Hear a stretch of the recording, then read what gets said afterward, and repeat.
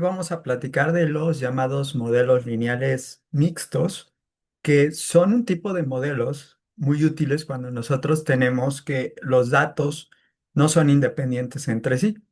Es decir, podemos tener que las observaciones dependen entre ellas porque forman parte de un mismo conglomerado. Por ejemplo, pensemos que tenemos a individuos que pertenecen a familias y que hacemos una muestra de familias. Es muy posible que los elementos que corresponden a una misma familia tengan características parecidas. Otro caso donde podemos tener esta dependencia es si nosotros estamos observando datos a través del tiempo, de tal manera que nosotros tenemos a individuos y vamos viendo cómo evolucionan en el tiempo. Estos datos se conocen como datos longitudinales y también hay una falta de independencia porque es un mismo individuo al que le estás midiendo distintas veces algo. Por lo tanto, no habría una independencia entre las observaciones.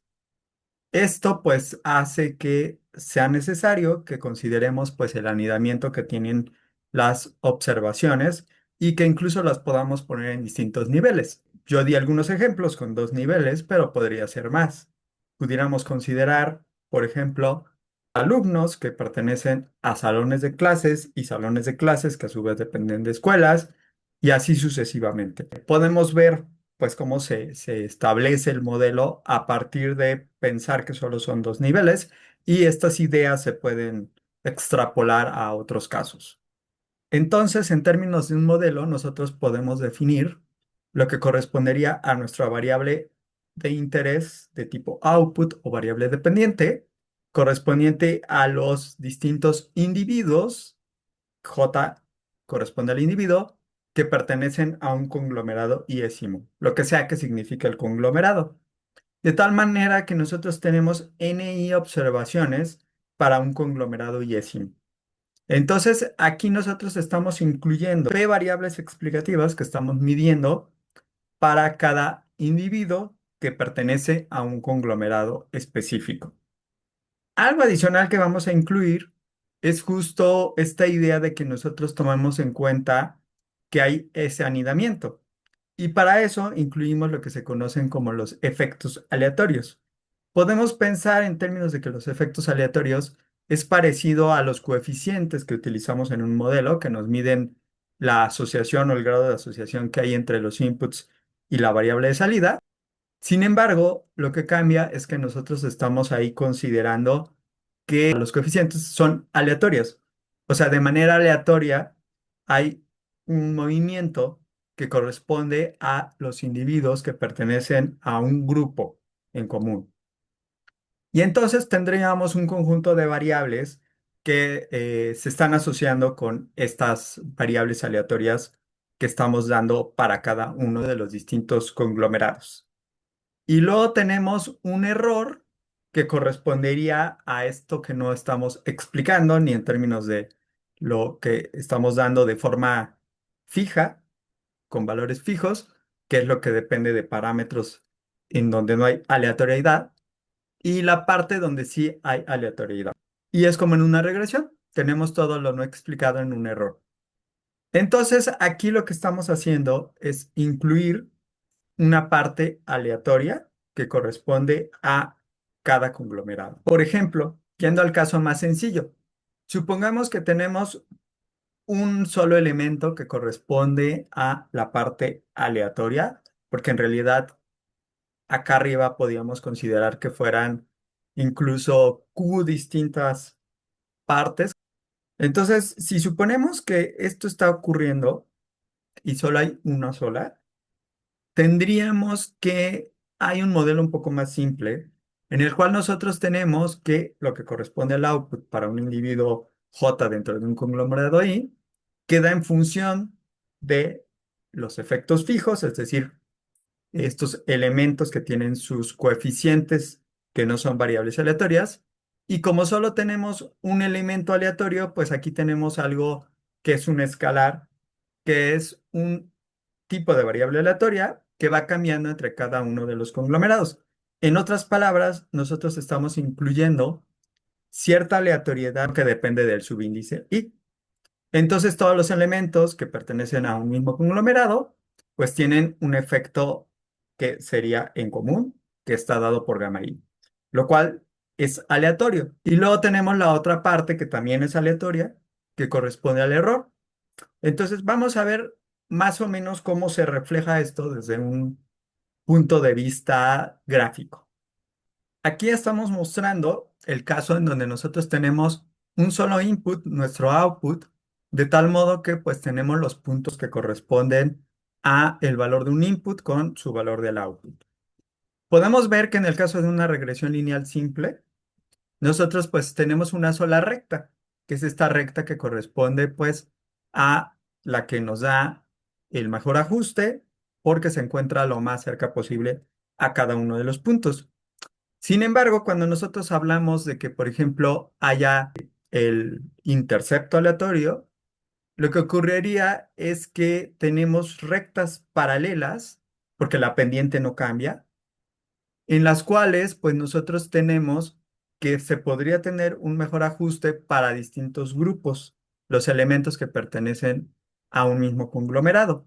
Esto nos puede dar un mejor ajuste que cuando nosotros queremos solo una recta para todos los puntos. En el caso de los efectos aleatorios, nosotros podemos asignarles variables que correspondan a las mismas que utilizamos como efectos fijos, o podemos usar algunas variables como efectos fijos y otras variables como efectos aleatorios. Aquí en este caso muy sencillo, solo tenemos el efecto que puede ser del intercepto y el efecto que puede ser asociado a la pendiente. Entonces, por ejemplo, una variante que podríamos considerar es el caso donde tenemos un efecto fijo para intercepto, entonces no hay algo aleatorio para intercepto, pero sí hay un efecto aleatorio para nuestra pendiente, que sería pues el efecto asociado a la variable de tipo input única que tenemos. En ese caso, pues vamos a tener rectas que no son paralelas, sino que más bien tienen un punto en común y se van moviendo según la pendiente. En el caso donde nosotros tengamos tanto efectos fijos como aleatorios, tanto para intercepto como para la pendiente, corresponde a que tenemos pues libertad en cuanto a las rectas que nosotros tenemos para los distintos grupos. Ahora bien, podemos expresar este modelo dando las características del mismo a nivel conglomerado para simplificarlo un poco y entender mejor cuáles son los supuestos. Lo que vamos a considerar en este punto es que tenemos elementos que son vectores que corresponden a los valores de la variable de tipo output para cada individuo dentro de un conglomerado yésimo y podemos hacer algo similar para los otros casos, de tal modo que en el caso del error, pues también tenemos el que corresponde a todos los individuos de un mismo grupo. Y entonces, este efecto aleatorio, pues se supondría que tiene una media cero y una varianza que en realidad pues depende de cuántos efectos aleatorios tengamos. Consideramos pues en realidad una matriz de varianzas y covarianzas que me dice cómo se están relacionando los efectos aleatorios entre sí. Por otro lado, en términos de los errores, podemos establecer lo que se conoce como una estructura de correlación, que sería cómo se están relacionando los individuos que pertenecen a un mismo conglomerado. Por ejemplo, si pensamos en términos de que los datos son longitudinales, entonces esta estructura de correlación puede indicarnos que hay una relación temporal entre lo que nosotros observamos para un mismo individuo a través del tiempo. Esto lo podemos incluir en esa matriz de correlaciones. Y bueno, el supuesto que se tendría es que hay independencia entre efectos y entre los efectos que corresponden a distintos conglomerados. Con todo esto se puede plantear entonces el tipo de procedimiento para hacer el ajuste. El ajuste se basa en estos supuestos para que nosotros podamos dar una distribución asociada a nuestro output condicional a esta variable aleatoria. Y una vez que tenemos eso, podemos estimar los parámetros diferentes. Los parámetros que se tienen que estimar son varios. Por un lado, las betas, es decir, los coeficientes que me indican la asociación entre los inputs, que son de tipo fijo, con el output.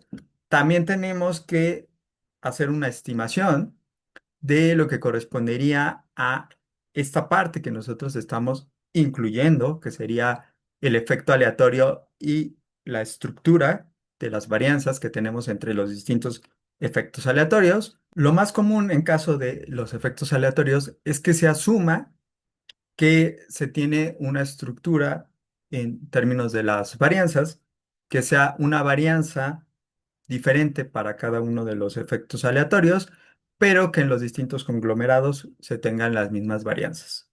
Y en el caso de la parte que corresponde al error, se pueden establecer estructuras de correlación más complejas, por ejemplo, para series temporales, o estructuras más simples, como por ejemplo, donde consideramos se tiene una varianza en común para todos los distintos elementos que pertenecen a un mismo conglomerado e incluso en distintos conglomerados, pues que se tiene esta varianza en común. Veamos ahora un ejemplo de cómo se puede aplicar. Supongamos que tenemos datos como los que vamos a observar y los cuales corresponden a distintas yeguas. En el caso de la información que nosotros tenemos es de tipo longitudinal porque vamos teniendo para cada una de las yeguas su seguimiento a través del tiempo en cuanto a la ovulación y viene siendo el número de folículos ováricos que cada una de ellas tiene. Entonces vamos viendo que por cada una de las yeguas tenemos un cierto número de observaciones y aquí tenemos el tiempo. De esta forma estamos pensando que las observaciones que están asociadas a una misma yegua pues tienen características en común. De hecho, podemos hacer un gráfico para darnos cuenta de lo que está ocurriendo. Entonces, al graficar esto, nosotros lo que hicimos es establecer de forma explícita a qué yegua nos estamos refiriendo. Nos vamos a dar cuenta es que, bueno, va a haber algunos casos donde el comportamiento es muy diferente entre yeguas. Entonces, eso lo tenemos que considerar porque no es posible que un comportamiento que podamos modelar o pueda servir para todas las yeguas porque hay diferencias entre ellas. Además que aquí, bueno, tenemos que las observaciones que nosotros tenemos entre una yegua y dos tiempos distintos, pues se van relacionando entre sí. En el caso de la estructura que estamos observando, podemos establecer una combinación de senos y cosenos a través del tiempo para determinar cómo se están relacionando la cantidad de folículos ováricos con respecto al tiempo.